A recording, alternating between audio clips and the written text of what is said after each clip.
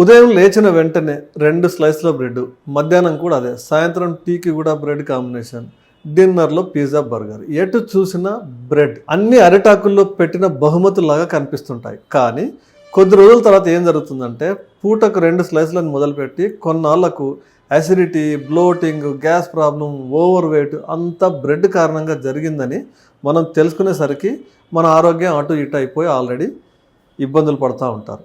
అసలు ఈ బ్రెడ్తో సమస్య ఏంటంటే, బ్రెడ్ తక్కువ కాలం నిలువ ఉంటుంది కాబట్టి దాన్ని నిలువ ఉంచేందుకు ఎన్నో రకాల ప్రిజర్వేటివ్స్ వాడాల్సి వస్తుంది. అంతేకాకుండా బ్రెడ్లో ఉండే మైదా రిఫైన్డ్ ఫ్లోర్ అనమాట, అంటే ఫైబర్ అస్సలే ఉండదు. ఈ మైదా బ్లడ్ షుగర్ లెవెల్స్ని ఒక్కసారిగా పెంచేసి ఇన్సులిన్ రెసిస్టెన్స్కు క్రమేపీ దారితీస్తుంది. అంతేకాదు ఈ గ్లూటెన్ అనేది కూడా కొద్ది మందిలో సివియర్ డైజెషన్ ఇష్యూస్కి కారణమవుతూ ఉంటుంది. బ్రెడ్ తీసుకోవడం వల్ల కలిగే మేజర్ రిస్క్ ఏంటంటే బరువు పెరిగిపోవటం, ఫ్యాటీ లివర్ రావటం, డయాబెటీస్ వచ్చే అవకాశాలు చాలా ఎక్కువ అవ్వటం. అయితే బ్రెడ్ అస్సలు తీసుకోకూడదా డాక్టర్ గారు అంటే, రోజు ఎక్కువగా కాకుండా వారంలో 1-2 సార్లు, అది కూడా హోల్ వీట్ బ్రెడ్ తీసుకోవడం మేలు. విష్-హెల్త్ లైఫ్ స్టైల్ క్లినిక్స్లో మీ మెటబాలిజంను సైంటిఫిక్గా బ్యాలెన్స్ చేసి ఈజీ, టేస్టీ, హెల్తీగా ఉండే లైఫ్ స్టైల్తో పాటు ఫుడ్ ప్లాన్ ఇచ్చే సస్టైనబుల్ ప్రోగ్రామ్ అందిస్తున్నాం.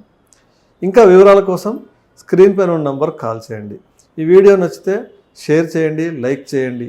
మరో వీడియోతో మళ్ళీ కలుద్దాం. నమస్తే.